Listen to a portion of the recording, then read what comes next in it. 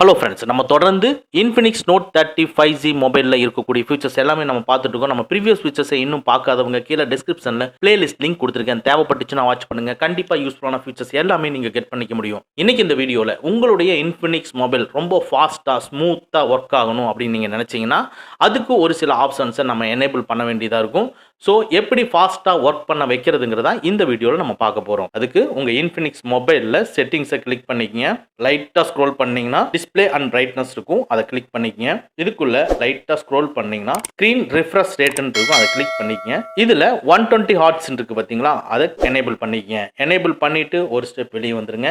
அடுத்தது லைட்டாக ஸ்க்ரோல் பண்ணீங்கன்னா அல்ட்ரா டச்னு இருக்கும், அல்ட்ரா டச்சை கிளிக் பண்ணிக்கங்க.